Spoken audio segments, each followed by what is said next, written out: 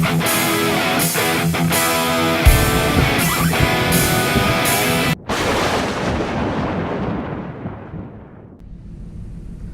and welcome back to the Board Games Maelstrom. Today we are going to do a top 10 games of 2018. These are my top 10 games. I haven't played a ton of games, so one of the requirements for me was that I had to have played these games and enjoyed them. So I've played probably about 25-30 games from 2018, and these are my top 10 of those. We're going to start off with an honorable mention, and I'm going to get some help from my lovely assistant, my daughter here. And the first honorable mention is The Way of the Panda by Cool Mini or Not. This was designed, and you have to pardon me because I haven't studied here, so it's by Andrea Mianini and Walter Obert and Alberto Vendramini. Hopefully I didn't slaughter the name. Basically what this is a dudes on a map worker placement where the object of the game is to build your cities up into, large metropolises. You could build your city up one time, and then when you go, they have to be built up I believe 6 times until they're full cities. You do this by worker placement on a giant board that sits off to the side, and you have your minis of your 3 main minis, and then your little soldier minis that you're able to use to do this. It was a lot of fun. I played it with my stepson a few times. Played it with other people a couple times. It's a really, really fun game, and that is Cool Mini or Not's Way of the Panda. That was an honorable mention. Set that over here.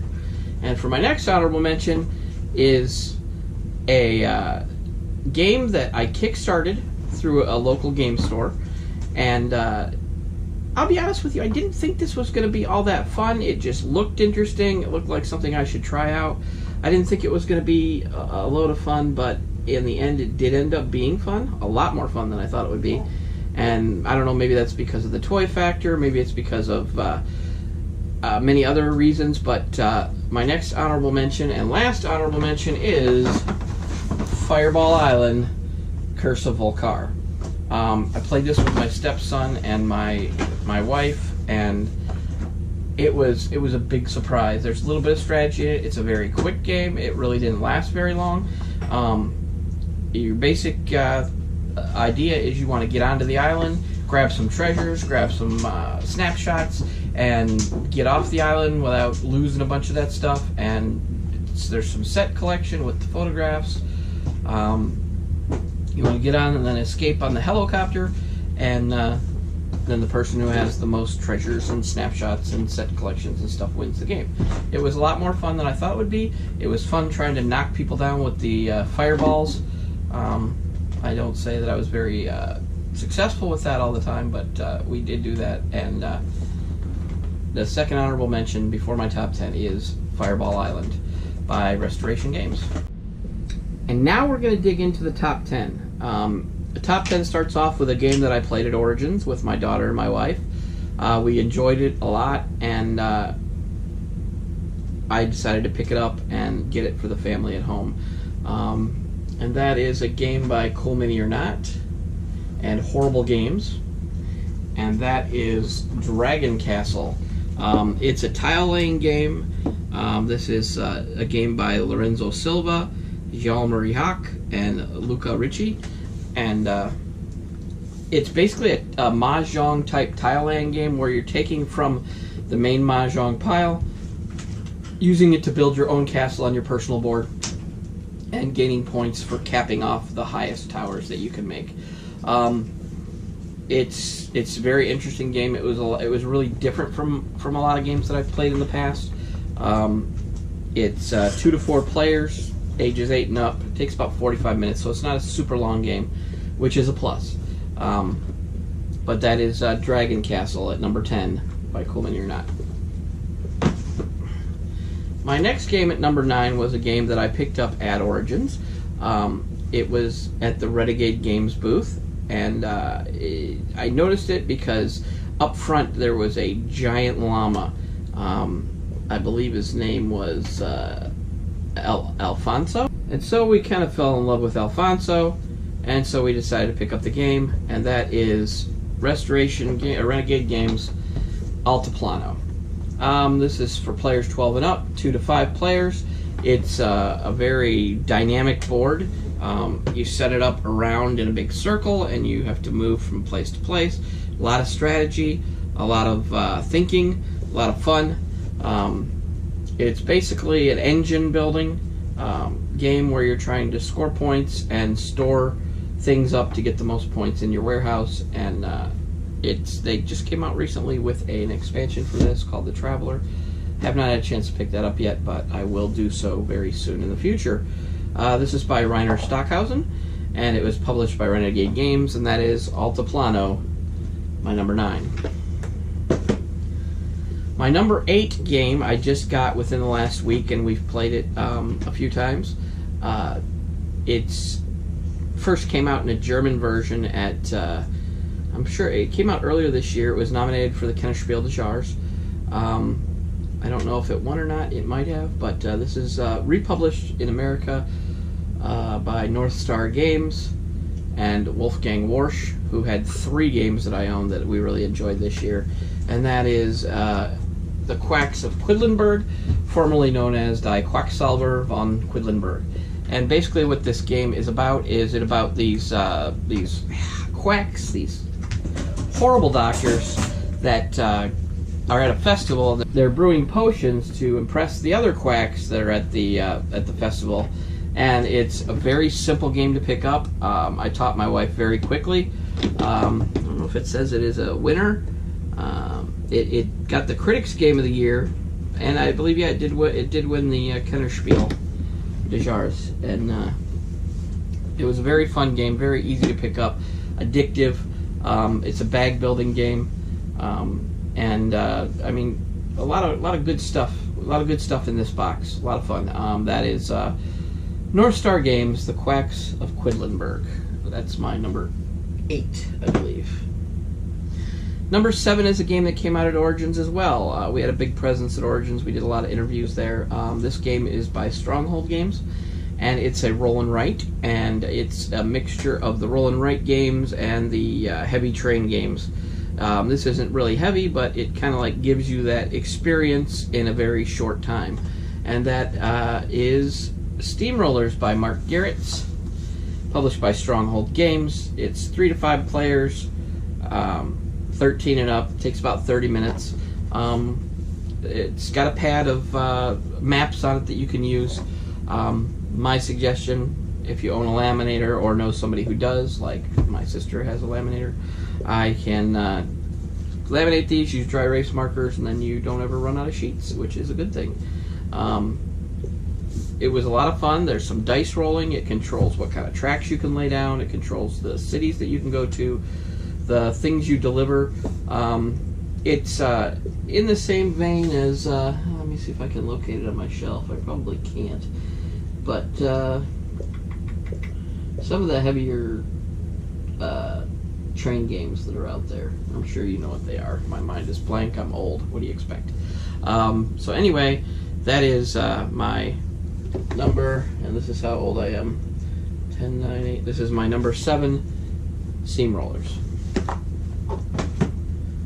For my number 6, this is a game that I picked up as well at Origins.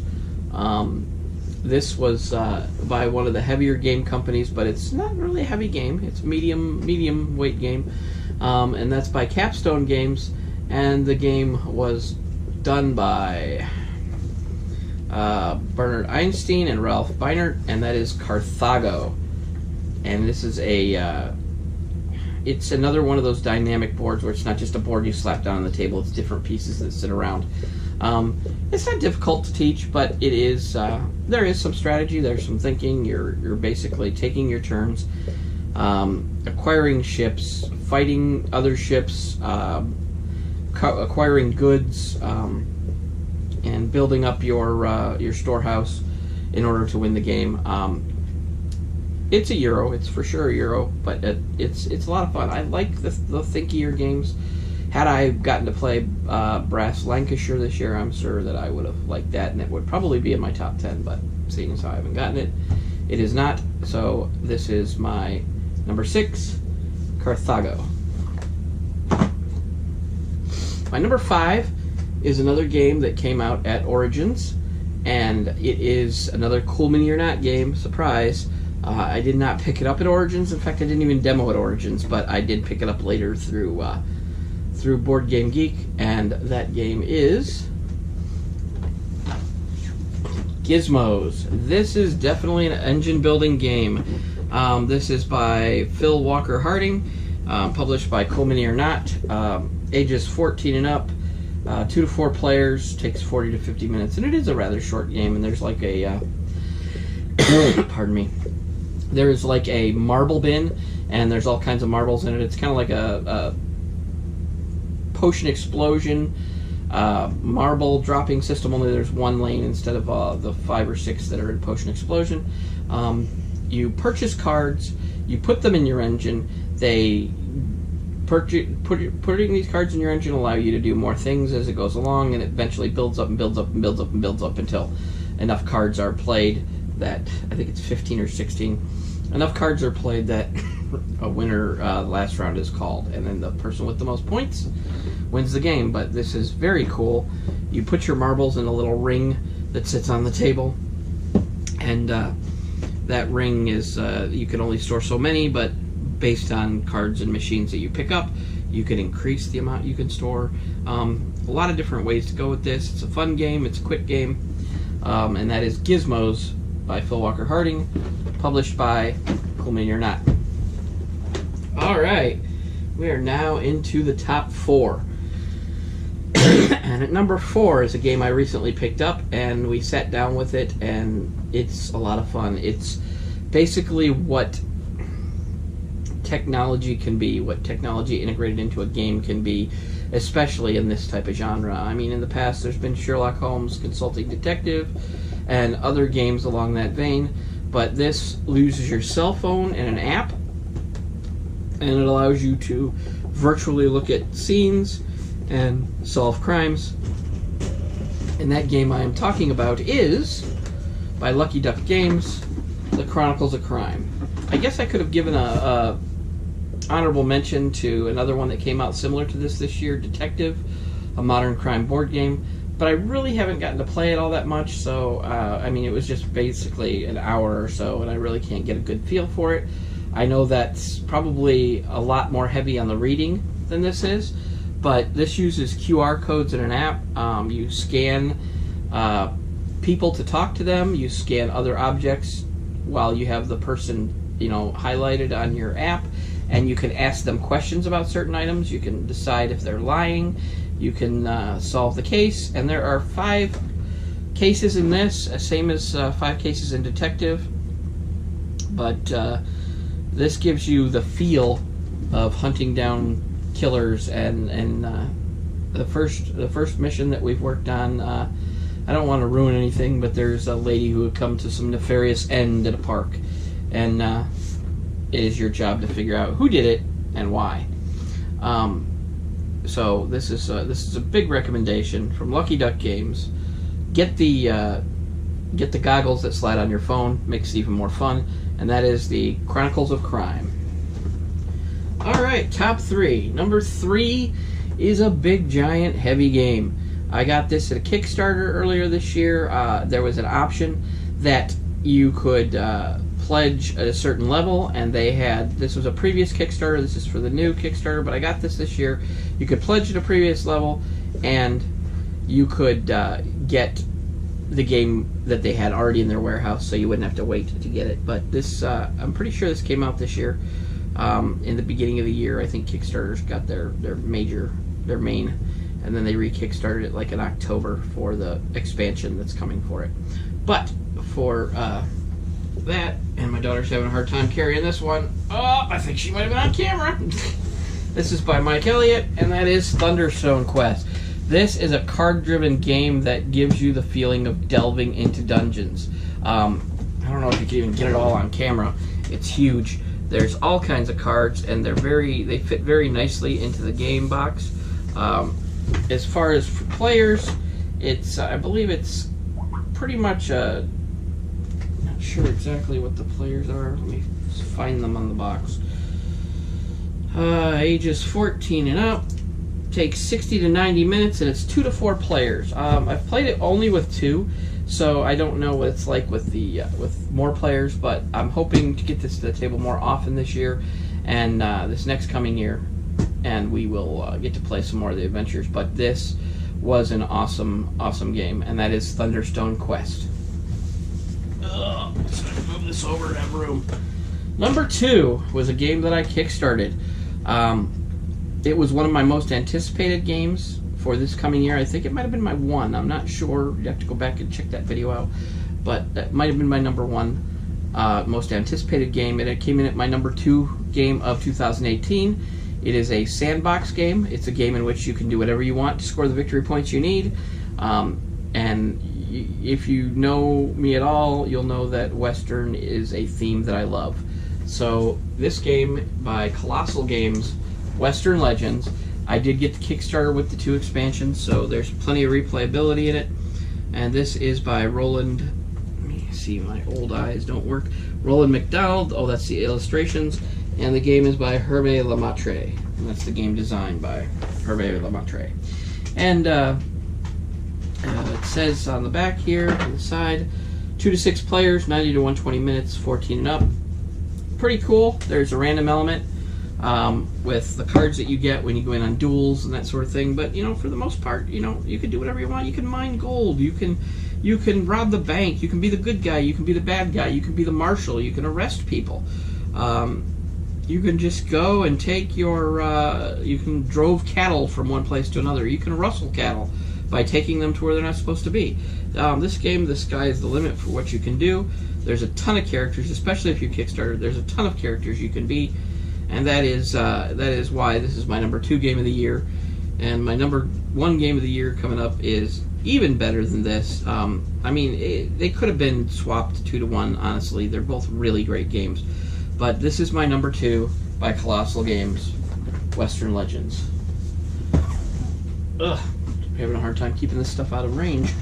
My number 1 game of the year was Kickstarted, and it is my 4th game by this company on this list, I believe. Let me see. 1, 2... 1, 2... maybe it's the 3rd. Oh, well, that's because there was an honorable mention. That's why it's the 3rd.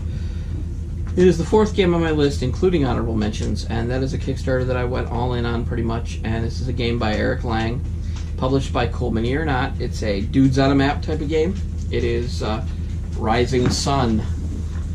Rising Sun. The miniatures in this game are awesome. I've painted a few of them up. The game is great. The board is beautiful. See if I got a couple examples of the miniatures that I've painted. Let's see. This is my river dragon. So as you can see, the miniatures are beautiful in this. I mean, they're just gorgeous. This is my earth dragon, and you can see they still have the circles on them for the owning players that we played. I didn't get everything on this. I did not get the extra factions, but I do enjoy painting, so I did get a lot of the extra stuff that comes with it. Let's see if I can find anything else. Oh, here's a pretty scary looking dude. And these are all monsters you can summon to help fight with you and help you take over the map. Very cool. I did end up freehanding that tiger print there in the middle. Quite interesting, quite fun. A lot of fun if you like painting. It's a lot of fun if you like area control. There's a little bit of negotiation in this. Wow, it's a really good game. I still haven't played Blood Rage, so I don't know how I can compare the two. But a lot of people say this is a Blood Rage killer. And that is my number 1. Very soon I'm going to be putting forth my top 10 anticipated games of 2019. A couple of them are Kickstarters that I have kickstarted, so we'll see what those behold. A couple of them are due at the beginning of the year, and I am looking forward to those, but I will put together a list soon of the top 10 most anticipated games of 2019.